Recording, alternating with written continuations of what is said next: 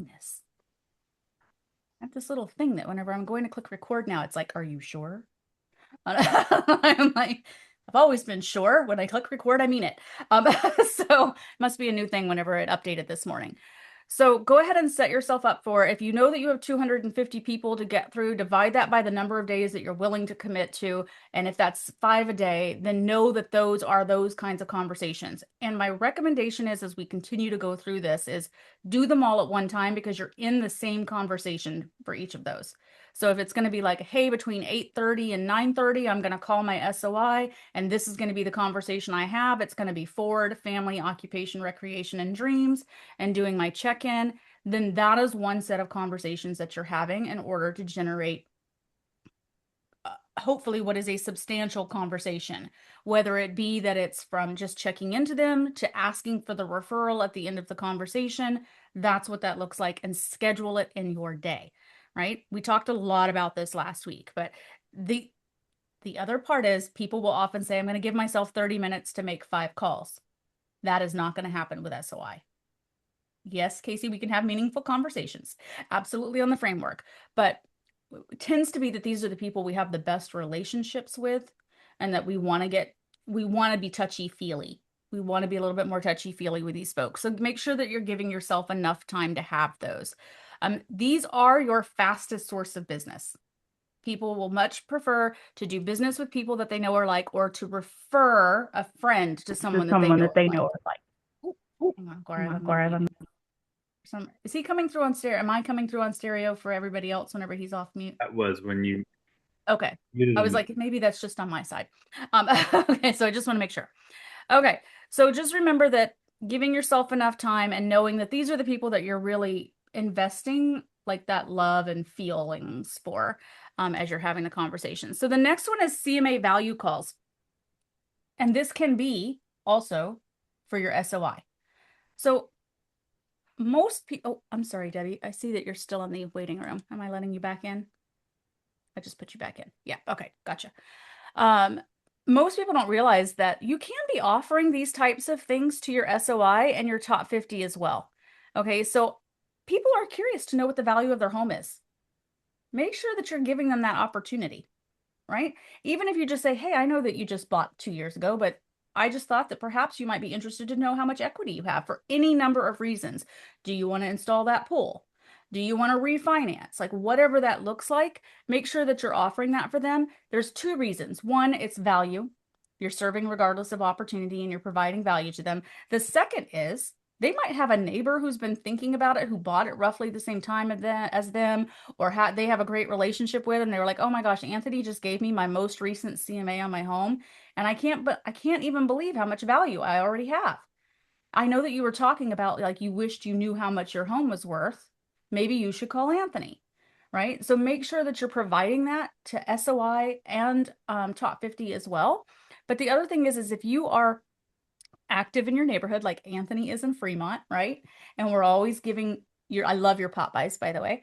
But again, you're I, saying, I oh, wanted to say, I wanted to mention this and I forgot, yeah, but going at the holiday time, I had the most conversations for the longest amount of time that I've had. Sorry, continue. that's amazing. You were really hoofing it there. I saw, I was watching your post. I was like, 16,000 steps in one day. 3 days. It usually takes me like 2 days, and this was 3 days because of how many people were like, "Hey, you want to come in?" Or "Here's what I've been doing at the house," or "Here's what happened with my job." Like it was, That's yeah, amazing. really good. Really good opportunity to do door knocking. So make sure that you're offering this to everyone that you have a conversation with, and you're always saying it's just to give you an idea of how much equity that you have in your home, or if you're curious to know like what your home value is after you've been like some people don't ever think about selling, but sometimes they're very shocked by what comes back. So make sure that you're giving that opportunity. And I would say in this case, set yourself a goal. Do I want to talk to 3 people a day that I'm offering a CMA to? Somebody in my life, somebody that I met recently, somebody that I just happen to meet in the neighborhood, but I know where he lives. And I'll be like, hey, listen, I was just thinking about you the other day, and I was doing this is a great script. I was doing a CMA on my own home. And I was just checking to see how much equity there is based on what's happening in the market. And I thought, I just met Jim. And Jim might be interested to know what his is. So I just ran it for you. I hope this is helpful for you, and make sure that all of your contact information is on that, right? Whenever you're doing it. And I know that Debbie likes to use Bold Trail for theirs as well. And that's also another great opportunity to just email it to them if you have their email address. How is Um, Bold Trails? Debbie, do you want to speak to that for a minute? I know that you love using Bold Trails. Oh, hang on. She's pausing me a second. Oh, I think she's on two things. 1 second. I'm going to see if she connects. It's, yep. My computer is being really weird. Mine was this morning too. Something's going on. Okay, So go ahead. I do love Bold Trail. It was KV Core, and so I did a lot of training on KV Core. And I like for Thanksgiving, I did an email to everybody. I do the same header on all my emails so that it's consistent. But for the holidays, I received an email, and it was from a fellow agent who I TC for. And I absolutely loved the heartfelt message that she sent and the warm photo that was put on the cover or on the header. And so I complimented her and I said, "Hey, I hope you don't mind, but I'm totally gonna do this from my voice, you know?" And she's like, "No, go for it." And so, because we're in totally different markets, so it's not like it would cross paths with anybody. But I did an email blast and I was just looking at my numbers. 1,069 people Nice. got that email blast. And so I love using it. I love keeping people updated on a market report, and you can set the timing on how frequent you want it done so that there's at least one touch a month. And I love using it for doing my CMA presentations with the Present tool. It used to be Core Present, but now it's just called Present. That's the thing I don't have. Everything else you're saying, I love it. I just never done the present tool, so I have to. Oh my gosh, it's phenomenal and so easy. Okay, cool. Debbie, maybe we do that next team meeting. Would you mind sharing? Yeah, that'd be cool. Oh, okay. Yeah, we'll pop it up there since you, well, I mean, we can open it up and do it together, but I know that you are a stellar at using that one. So I think that's a good one for next week. So, Okay. and just, I mean, like, remember guys, this is value with no pressure. You're just giving them value. And you can ask them, "Hey, I can set you up in a system." Exactly what Debbie said. Did you like seeing your CMA? Great. I'll put you on a market report. You'll be able to know what's happening inside the neighborhood and as things shift and change in this particular market, and ask their permission. And now you have more of an interaction with them so that you're collecting emails and you're providing value on the long term, not just one-time CMA. And the market reports are good for both buyers and sellers. Sellers, because it's telling about the value of their current property. But buyers, it's really good because if you have somebody buying into a new neighborhood, it's giving insight as for that neighborhood to somebody who's like for a move from maybe, I don't know, let's say Fresno to Fremont. Like, what's the differences in the market, and what are the average prices, and what's the, all of the ins and outs of it. It gives that information that's helpful for buyers as well. Awesome. Thank you, Debbie. Mhm. Okay, so our first conversation was SOI check-ins. Our second conversation is CMA value calls. And then our next one is our buyer nurture calls. Now, remember, I'm going through this in these 7 because technically these are all the kinds of calls that you would be making per day if you were really setting your schedule up for this. So in this case, this is all of those folks that are not out there actively looking right now. Nurture means that they said that they're not ready yet, but that means they're a B or a C lead and they will eventually buy, but we have to keep in conversation with them. Debbie and I were just on Zoom yesterday and talking about, just basically how many leads per month that you're getting. And that typically when we talk about building a team, we say anything more than 25 and you're looking for a team member at that point, because it's very difficult if you're getting 25 new ones a month to keep the same cadence of keeping in touch with leads. So because we know we have A's, that means we're actively showing, we have appointments out there. B's they're like about 30 days out, maybe 60 days, and C is anything over 60 days, right? And so as you start getting more leads in every month, you have to be putting this nurture conversation on your calendar, because the ultimate goal is to turn a C into a B and a B into an A. And when we drop the ball, the C becomes D, which is dead lead, because they bought with someone else. Okay, so make sure that you're staying in conversation with these and that you are putting this in your calendar, that you know that you're going to be doing nurture calls so that you're moving them along the pipeline based on their timeline, not on yours, but it means staying in constant conversation with people. So that's the next one. I liked this one a lot, and I don't like calling it past client anymore, but we'll call it client. But love calls. Keep in touch with all of these past folks. Anthony, you came off mute. Go ahead. That's my favorite thing to do. You what? It's your favorite thing to do? Like, yeah, I was just doing that, and it's just like love back and forth, and I was like, that, yeah, it's nice and easy to do. Yeah, like it's like, look, it says here, like repeat and referral business accounts for 40 to 60% of production in real estate. These are people, especially if you just have them, don't let them go. Like if you just close with them and you have that great relationship with them, now like that, they become your top 50, which means you're talking to them at least once a month, but don't let them go. Another thing I think is really important that a lot of folks have been talking about lately is people have not been getting reviews when they close. Okay, so in that past love call and check in. How's it going since you moved in? What have you guys done? I know you said you wanted to paint, blah, blah, blah, blah, blah. And hey, I know that things got really busy when you closed, but it really helps my business when I receive a review. Would you mind? I'm going to send you the link again, and could you just send me a review, because it really does improve my business, and people, just like you go to look up restaurants, people do look up agents, and it would be really helpful to me. So make sure that you're spending some time on these past client love calls and like investing in these folks because they just had a great experience of you and you want them to refer you business. And the only way to do that is if you're always top of mind. So that's another conversation, right? And hot lead follow-up calls. So these are our A's, right? These are the people that you're actually going to be talking to a lot more often. But I just want to remind you, this is where the hiccup really, really, really happens. On average, it takes 8 to 12 conversations with someone to turn them into a hot. 8 to 12. Hang on, let me just let Joanna in 1 second. She's in Maui right now, so we can all be mad at her. So she's on her last day of vacation. So 8 to 12 conversations, and most agents stop at 2. Okay.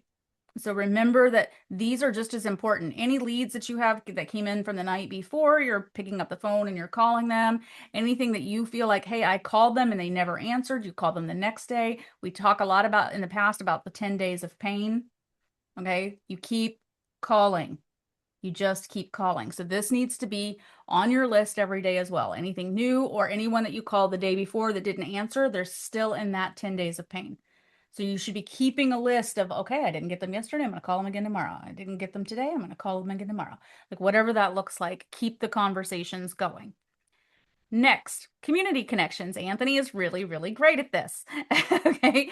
But somebody was telling me the other day, they're like, Selena, have you gone out and introduced yourself to everybody in the business and the local businesses? And I happen to live right behind a strip mall because Houston is the land of strip malls.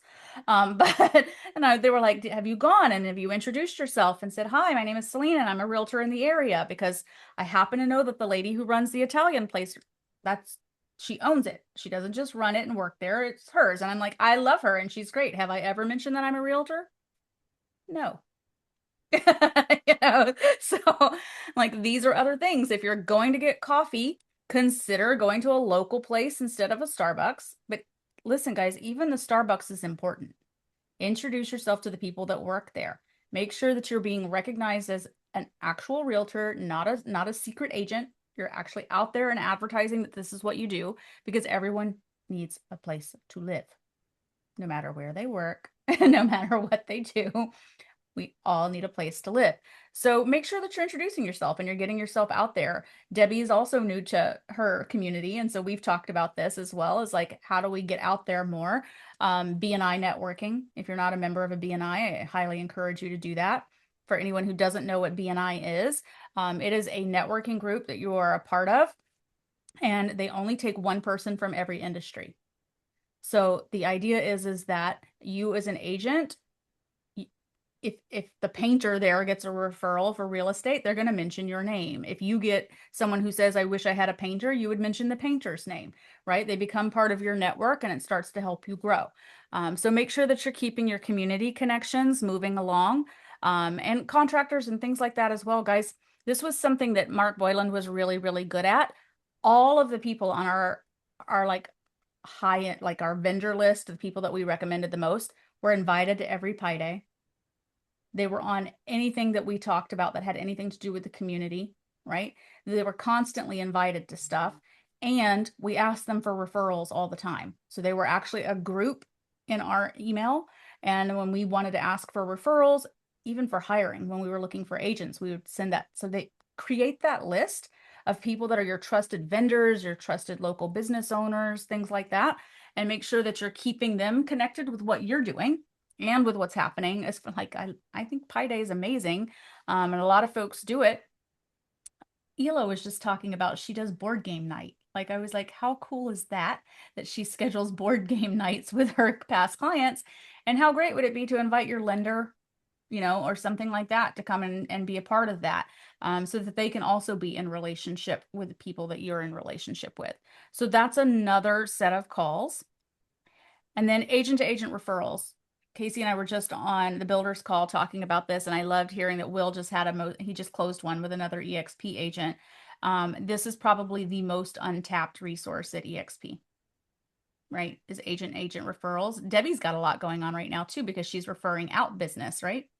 Yeah, one of the things that made it easier was when we had Workplace. So I'm finding it a little more challenging with Slack because I don't think as many people are using Slack as they were with Workplace. I think the functionality of it, I know it challenges me, and maybe just because it's something different. But I had one year, I had 7 out of 10 of my transactions were referrals from other Wow. agents.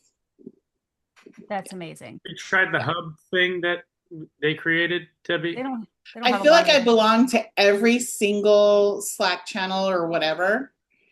It's But what's the hub thing? Yeah, it got announced at EXPCon. So Glenn will be moving away from Slack because everyone had the same feeling that you did, that it was difficult to navigate. And so he just created his own. It's hub.exprealty.com, I think. And I think they're going to be announcing it pretty soon about like making the full switch over, but they've been trying to just get it set up. Yeah. Yeah. And we'll transition. I mean, I'm in a lot of the referral groups, but it's a lot to manage because there are so many channels there. And I think I had to turn off the notifications on my computer because I'm in Slack and it's just like obnoxious. But and you can silence the ones that you don't want to pay too much attention to so that they don't go off. But guys, this is a huge opportunity to make sure that you're staying in conversation. And what I wanted to talk about with this, with it being calls, is when you go to EXPCon, you go to Cabo, or you have any kind of relationship with another agent, whether they're EXP or not, start creating a database for that. Same concept. Okay. I think I've told you guys the story before. I used to coach a great producing Remax team in Denver, and his entire business of 20 years was all agent to agent referrals. I couldn't get that man to do a top 50 to save my life, but he had the biggest database of agents that I've ever seen. And he loved going to events. He went to every event out there. Every month he was traveling. It made it very difficult to schedule coaching calls, but he did it because while he was there, he was collecting cards, he was giving out his cards, and he was making sure that people knew how much business he did in Denver. And then every month he treated that database like his top 50 or his SOI database. And he was constantly sending things out via email to remind people that he did business in Denver. Right. And what became of that was like they closed 300 plus transactions a year in Denver. All of it was referral based. Most of it was agent to agent referral. And then we were getting back into this whole concept of getting your past clients to refer you business. But he had gotten so one track minded with that he built it so big. We had to keep growing the team and growing the team. So make sure that you're keeping a great database of agents that you're in communication with. Now, remember, a lot of folks from California are moving to Texas. Right? You can get into ChatGPT and you can find out where people from California are moving, where people from Texas are moving, and you can start developing relationships with agents in all of those areas so that when something comes up, they're just going to think of you. And the only way they're going to do that is if you treat it like a real relationship, like a top 50, like an SOI, and you're constantly reminding them that you're out here doing business. Okay, so that's another set of calls. Most people like let this one drop. Okay, but remember at EXP, the reason that we see so many enter EXP referrals is because when one wins, we all win. Everybody's stock goes up. Every like it's so easy to do in our system to do a referral to another EXP agent. So make sure that you're keeping this network going as well and you're putting it out there. Does that make sense? Okay. So all in all, we have 7 different types of calls a day, right? 1, SOI. 2, CMA, like you're giving them CMA opportunities. 3, buyer nurtures. 4, past clients. 5, hot leads, anybody that you're still trying to convert. 6, community contact. And 7th, agent referrals. Yes. If you just did that, because those are people you should be in contact with all the time, I want you to think about how different your business would be. Now, remember, not all of those said, I'm calling for new leads, I'm cold calling, I'm doing anything like that. It's like, these are people who are already in like your life and inside of your space. So it's not that we're thinking about like, I have to go out and find new leads. There's a lot of opportunity with what you already have. And this is the hiccup that most people have. So I want you to think, if you, let's just say that you only did 7 conversations a day, 5 days a week for 1 full year. And that's only 7 conversations, 7 calls. If you only did 1 of each, that's 1,750 conversations per year. Who here feels like they're already making 7 conversations a day? Right? But could you just do 1 of each of those types of calls a day? Like, imagine what that would mean for your business if you only did 1 of each of those. Now, should you only be doing 1 of each of those? No. No. Even if only 10% of those closed, guys, that's 17 transactions. If only 10% of those ever turned into anything, if you only made 1 of each of those types of calls a day, right? We overthink it and we think that we need all of these new leads coming in. In reality, we have a lot of it just sitting right here. It's just consistency and setting up your day to say, these are the 7 most important conversations I could be having a day, and I'm going to be really intentional about it. And even if I started, I would don't let it overwhelm you. Start on the first week and say, I'm only going to call 1 of each of those people every day for 5 days. And then the next week, be like, okay, I'm only going to call 2 of each one of those every day until you start getting into the habit of doing it. Now, all of a sudden, you're going to start seeing that you're having really incredible conversations because you're consistent around doing it. And then as you start getting better, remember that the SOI calls, that's not going to, typically, you're not going to make more than about 5 a day anyway, but you could spend more time on the other calls. Who here would like to share how many leads they already have in their bold trail right now? Anybody want to share? Debbie, Debbie's like, absolutely not. I see her face. Any thoughts? Anybody want to share? Nobody wants to share? I'll share. Hold on. I'm just trying to pull it up. I'm pulling mine up too. You both say with disdain. Doggone it.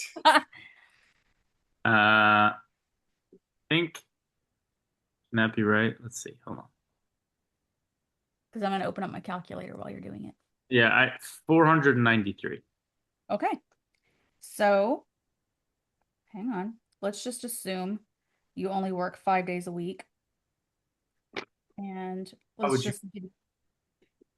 just pretend. Okay. So that's 5 days a week, and let's do 50 weeks out of the year. So we have 250 days. And how many did you have? 400 and what? 93, and I'm adding let's call it even 500 because I'm adding at least 7 more today. Okay. So you could call 2 people a day every day for the rest of the year if you got no new leads. None. Feels doable. Yeah. Feels doable. Debbie? It's okay. 2,264. But I've entered a few of my farms in there. No, that's good. They still count. Yeah. Right? So let's just say we're working 250 days. 9. If you called 9 a day, you could get through the entire database in 1 year. Wow. Now imagine getting your database super clean by calling 9 a day. and knowing exactly whether or not they were still interested, if they need to be on a different drip campaign, whatever that looks like, 9 a day, right? And that's working only 5 days a week, 50 weeks out of the year. Yeah. So sometimes we tell ourselves that it's harder than it is, right? And we look at it and we say that it's too overgrown, it's gotten too much out of control, it's not fixable, or I don't have enough leads. And in reality, we do. They're sitting there. We just don't know what's going on in their lives to know whether or not they need us or whether or not they know someone who needs us. So take whatever you have there. And I mean, we love talking about it, like when we say, like, open up your phone and look up at how many contacts you have in it. That's another one. Open it up, divide it by 250 and say, that's another conversation. These are people in my life. And can I make it through the number of contacts that I have in my phone in 250 days? And if so, how many would I have to call a day to get through it? If you just kept that cadence with each one of these things, right? And you just kept putting it on your calendar and like, this is my call time. And I'm going to make 9 calls from Bold Trail. I'm going to make 6 calls directly from my phone to determine if they need any help in real estate. I'm going to reach out to my agent to agent referrals and make sure that I'm calling at least 2 of those a day, right? All of a sudden, your entire day is planned around building your business. And honestly, it doesn't take an entire day. You could probably take 3 hours, which, by the way, is the recommended amount of lead generation time if you're not doing the amount of business that you wish you were doing right now. So could you block 3 hours a day and say, these are the types of 7 conversations I'm going to have a day. I'm going to be really intentional around it. Did I complete it? And then who am I calling tomorrow? Does that make sense? Yeah. And if you don't have enough leads, then you look at it from this perspective. Like, yes, you have your phone. Let's just say you're brand spanking new and you're an 18-year-old kid who just got licensed, which does happen. We actually know a really successful 19-year-old. And he's like, oh, I don't know where I would get leads. Go to hold open houses. The ultimate, and Casey and I just had this conversation this week, but don't just show up. If you only have 2 signs outside, you didn't really hold that open house. I'm sorry. It takes more. It takes more than that. So make sure that you're giving yourself the best opportunity to build leads and people that you can call in a database, right? So hold an open house, minimum of 10 signs. Minimum of 10, I said it. Like, they need to know how to get there from the freeway. Like, from the moment you get off the freeway, it should be pointing them all the way in. I can't imagine as a seller going outside and seeing only 2 signs outside and being happy about that. So make sure that you're giving yourself those kinds of opportunities. All right, I've been talking for 45 minutes. Any thoughts? Ahas? Scaredness? You know? I'm I always forget. terrified of this job, so just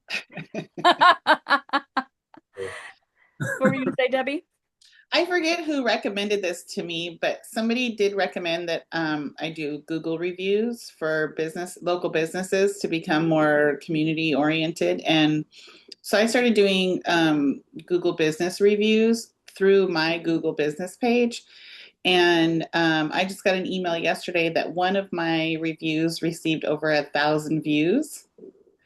And then one that I did about the church that I went to in Fresno had 8,000 views. Wow. So it's another way of being part of the community and people seeing your name. And I think it even says Selim with Pelham instead of my actual name. So that's one of the things that I've been doing everywhere that my son and I go for dinner or breakfast or the gym or, whatever place that we're going to for the first time, I'm writing a review. I love that. That's not something I think we talked about that once before. It's not something I've thought about. But reciprocity is a real thing. And so people see it, they see that you did it, and then they see, oh, she's a realtor. Oh, right. Especially a business owner who sees that kind of activity from someone, from a review that someone wrote. It's a really good opportunity. So make sure that you're thinking about that. Thank you for sharing that, Debbie. Anybody else? Any thoughts? I just filled up everybody's calendar from now until the end of next year. I'm like, you should have plenty to do. Anybody feel like they're already making, 30 plus calls a day? Sorry, my Wi-Fi keeps acting wonky today. There you go. I got you back. Okay. No, I mean, it's guys, I was sitting there watching Mike Koch, who runs an incredible team up in Wisconsin, right? And he had posted something last week about an agent on his team who just really had this big goal before the end of the year, and it meant doubling the number of calls that he was making a day. And he was like, how can I do this? Am I, I'm already making a lot of calls a day. And on like day 4, he had already generated the business that he needed by just doing it for 4 days, by doubling what he was calling. Right. So we think about it and we think it's going to take forever. And I don't know what I would do for 30 days of call it, doubling up my time. If you do not have the business that you're looking for right now, remember the minimum is 3 hours a day. 3 hours a day. When you get to the business and you're starting to really pick up, then you break it down to 2. And when it's so overwhelming that you can't keep up with it, which is a great problem to have, and then you start showing up to my A's to Z's of building a real estate team, a call that I host on the first Monday of every month, right? Then you can scale it down and you can make less calls because now it's more organic and things are just growing, right? The right way, the way that we want them to run.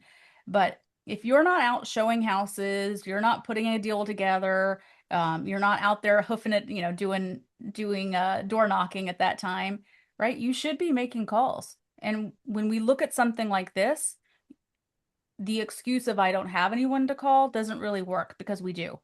We're just not thinking about it that way, right? We actually have a lot of opportunities sitting in front of us without it really taking that much effort, right? You can just say, I'm going to call. So I'm going to start at the very beginning. I'm going to call one person from each one of these groups every day, and then, start to build it up from there. Give me 1 second. I'm seeing I got a text message. Oh, yes. Thank you, Casey. I was actually going to bring this up. So you should have all gotten an email from EXP about the new transparency documents. Hang on, I just had them open. Let me see where they are now. 1 second. Please be sure to go in there and take a look at that. Hang on 1 second. I'm gonna see if I can't find the actual email address. Oh, I know why I'm in the wrong email. This is what happens when you have too many. There were some changes, right, regarding, hang on. I just want to make sure I'm getting it. There it is. Consumer choice forms. Consumer choice in your real estate transaction. Hang on. I'm going to see if I can actually put this link in the chat for you guys in case you don't have it. 1 second. I'm going to throw this in here. And actually, I'll re-forward this email to everybody here in just a moment. So this is regarding, and we've talked about this in the past, but we have some new folks on the team, on the group here. You should never only be recommending one person. Ever, ever, ever, ever, ever. So if someone says, I need a recommendation for a lender, you should be giving 3. If they say a home inspector, you should be giving 3. Closings or escrow company, whatever that looks like, you should always be giving more than 1. Okay, more than 1. So on the form that I just put in there, you're going to see that it's a specific form to be giving out to consumers from this point forward. There's also, hang on, I'm going to pull up, there's a new listing agreement. This is what I was just looking at yesterday. It's in the EXP toolkit, the seller one. There's also one for, hang on, I'm going to put this in here. Toolkit.com sellers. There's a new listing agreement and there's a new BRBC. That's what I was reading was the new listing agreement yesterday. Hang on 1 second. There's so much to read and see. I would just really encourage you, and I'll forward you guys this email in just a moment. I'll send it to all of you to educate yourself on these changes. I'm sure they're going to be going over it in the contracts class, guys, so don't miss that. Make sure that you, and there's a replay in this as well, because this was yesterday, right, Casey? Today's Tuesday. Yeah, it was yesterday. I'm like, what day is it? That Leo was on talking about it, and they have the deck inside of this email as well. So make sure that you're keeping yourself really informed, and they are uploaded into SkySlope now. So as you're looking for the forms, they're there as well. You don't have to upload them yourself, but this is best practices when making referrals as well. This is regarding outside of EXP referrals and inside of EXP referrals. If you look at the new listing agreement, it actually has a spot where you fill in whether or not you owe a referral fee. Like, let's say you're going on a listing appointment and you're filling out the listing paperwork, you have to identify in there that you are paying a referral fee to someone else.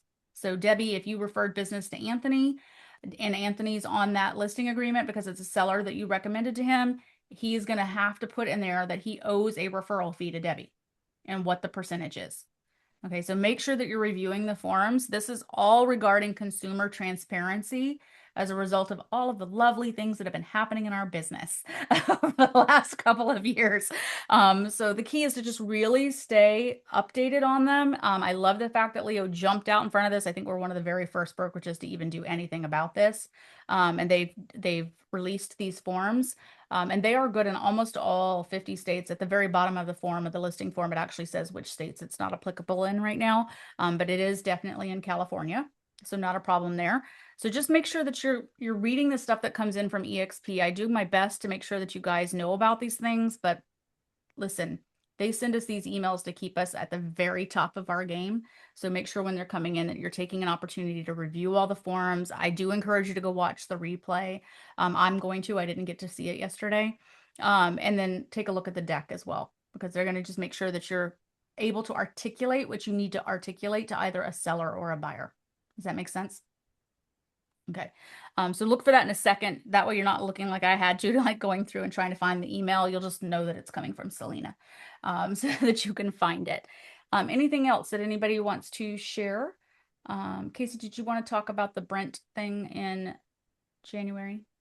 Yeah, sure. So, well, first off, thank you for the great training, good reminders. And as I think one of the things that I like most about everything that you shared is that it's an investment of time. It's not an investment of money to go generate business. Like we can do as much business as we want to do based on the time that we're willing to be in relationship and conversations with people. So thank you for that. And then couple of things to mark your calendar for Friday, January 2nd at 8 a.m. Brent Gove's going to be doing a State of the Union address with our founder, Glenn Sanford. I will be joining them on that call. So for those of you that are in the community doing any type of agent attraction or growth, that can be a great piece and door opener to a secondary conversation in a meeting. So that'll be a great call. So just make sure you'll see some promotion coming out around that. They're building the graphics right now. And as soon as I have that, I'll push it out to everyone. And then, of course, Cabo in March, cabo2026.com. What's the dates for that? Hang on, I just had it up, so I know. That is a great question. It is. Brent said he was giving me free tickets, so I'm going to be holding him to that. Okay. Cabo26.com. It is. Oh, it is a link. All right. That'll do. Yeah, I have it. It would be great if it, March 3rd through the 8th. March 3rd through 8th. There we go. Very good. Yep. So incredible opportunity to spend time with other agents for those agent to agent referrals we discussed. We have somebody in our organization who I just love, and Casey was trying to convince her to go, and she called me and she was like, I don't know if I want to spend the money. I don't know if I want to go. And I said, well, what would make it worth it for you? And she's like, I'm not sure. I'm like, well, if you got one referral to where you are in Florida, would that cover the cost for you and your husband to go? And she was like, yeah. I was like, okay, so you go with the intention of meeting so many agents that you then put in your database and now you have a relationship with, that you get a referral. And she was like, yeah, that would make it worth it. And I was like, yeah, that's like, guys, we don't go just for the fun. Okay. Yes, we're all fun and we're really cool to hang out with, but you go with the intention of generating business. And when you develop relationships with these folks, the beauty of Cabo is that it's half the day you're in training and the other half of the day is networking. So it's very possible to generate business by going to this event. Okay. A lot of folks there, but again, that means that you're spending your time. If you're out at the pool, you're not just swimming, you're actually talking, you're handing out your business card, and you're creating a relationship that you keep going, that then they become one of your conversations that you're on conversations with throughout the year. And now you've paid for that trip more than 3 times over. right? By the time that you generate business from that. So go into it with the intention that that's what you're going to get away from those kinds of trips. Okay. Any thoughts? Anything else? And we have a free Friday coaching call this Friday, 9 a.m. It's going to be an incredible interview with Shay, who is in a tiny little itty bitty town doing a ton of business and a mom of multiples. And it's going to be a great interview. So 9 a.m. this Friday, freefridaycoachingcall.com will get you in. Okay, Selena, I'm can I sending ask this. you real quickly. Yeah, of course you can. Your daughter was leaving Sri Lanka, you said? Mm-hmm. So my clients my Martinez clients, they're Sri Lankan and they're in Sri Lanka now. And they said it was terrible weather and it was very scary there for a while. Did you hear anything? Okay. Well, This morning, while I was tracking her on my phone, she was at the airport oh, okay. because I make her share her location with me when, oh, she's still there. She still hasn't taken off. Maybe it's the weather. Maybe. Um, Yeah, I didn't do get track any her. updates in the past couple of days, but when they first got there, they said it was really bad. So Really bad. No, she's hopefully that means actually it's saying that it doesn't see her now. So hopefully that means she's in the air. Let's very good. let's hope. It's probably like a 30-hour trip on like the worst coach trip ever because she's Where is she 27. headed? She's going back to Kauai. So she Oh, went to Vietnam for a couple of weeks. She got really, really sick while she was there. So she stayed put a little bit longer. And then she went to Sri Lanka. And then she's heading back to Kauai now. wow. Yes, she's my little world traveler. Wow. When she sends me pictures, I'm like, she told me, she goes, Mom, you would never go to Vietnam. And she was like, some of the travel that she did. Thanks, Casey. Thank you, guys. Was pretty intense. She was like a boat that does not qualify as a boat. It was more like just a floating piece of wood. Yeah. Good God. And I'm like, she loves it. It Well, terrifies me. Like, nope. very cool though. I mean, very few people get to have those experiences in their life. So I'm sure Yep, it's she saves up all year to be able to do stuff like this and be gone for a month or two doing what she wants to do and see things she wants to see. and it's just purely like just to go see stuff and have the experience. Yep, that's it. She's done Vietnam, Sri Lanka, Greece, parts of Italy. Oh gosh, where was that other place she went that was in the middle of nowhere? That's why I make her share her location with me. Like when I called her when she was sick, you'll laugh at this, Anthony. I was like, your location currently shows that you're in the middle of the woods and there's nothing around for like 45 miles. I need you to tell me where you are. And like, I need you to give me some sense that it's not the kidnapper talking to me. So tell me something that only you and I would know. Like, Was she really sick in the middle of like the woods? yeah, she got really, really sick before she left. Her sister, my stepdaughter from my first marriage, was getting married. And so she went to Salt Lake City. She was taking care of her kids while she went on a little like 2-day honeymoon, and the baby was sick and got Maddie sick. And then Maddie left straight from there to go to Vietnam and got super, super sick. And she was doing one of those motorcycle tours where you ride on the back of a motorcycle through the middle of the woods and the mountains, Very with familiar with those. some stranger that she's on the back of. And I think being in the air got her even sicker. And so she couldn't finish. And her friend that was traveling with her decided to keep going. And Maddie decided to go find an Airbnb in the middle of nowhere to recover. This is the funny part. It took her 30 hours to get to the Airbnb in the middle of nowhere. So I was like, perhaps you could have just rested where you were. Like, but it was quite literally. And like, it took her a bus, a boat, a shuttle, another bus, a boat that doesn't qualify as a boat when you see the picture. It's more like just a floating piece of wood, a walk through the woods and to get to the place over 30 hours for her She to could take have 3 days of stayed rest. where the trip started or the motorcade That's what started. I said. And she's like, I really wanted to be somewhere peaceful in the woods and it was raining. And I was like, it took you 30 hours to get there. I want you to consider it's going to take you 30 hours to get back. Yeah. But she did get better. She they sell pharmaceuticals over the counter there. Oh, So she went to the pharmacy and they gave her antibiotics, but the pharmacist thought she had walking pneumonia. oh, And really? her friend wanted her to go to the hospital. I was like, that's all I needed, to go into the hospital in Vietnam. But she got some rest and she was feeling better. So she just, when you're 27 and you travel like that, you just don't care. And she just goes and goes, and she takes whatever path is the cheapest, Yeah, that's the right? scary part. The That's cheap. the terrifying part.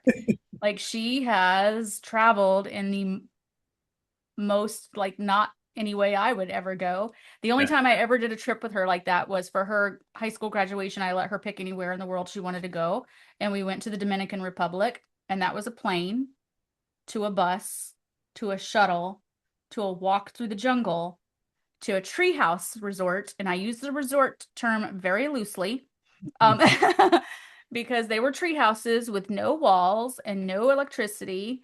It was just a bed with a mosquito net. Oh, wow. There's no Wi-Fi, no nothing, no cell service, and it was the best trip I've ever taken in my life. That sounds cool, actually. Yeah. I'd be into that. They did finally install bathrooms at each treehouse. Before Yeah. we'd have to like go down this like perilous walk down the side of the hill to get to the restroom, to the shared restroom and showers. But that was the best trip I've ever taken. Mark Boylan was so funny though, because I was still working with him at the time. And I told him I wasn't going to have Wi-Fi or phone service for 5 days. And he was like, I'll call them. I'll pay for you to get service. And I was like, no, I don't think you understand. They don't have it. And he was like, can I get you a sat phone? And I was like, no, I'm just going to be gone for 5 days with no access to anything. And it was the best thing.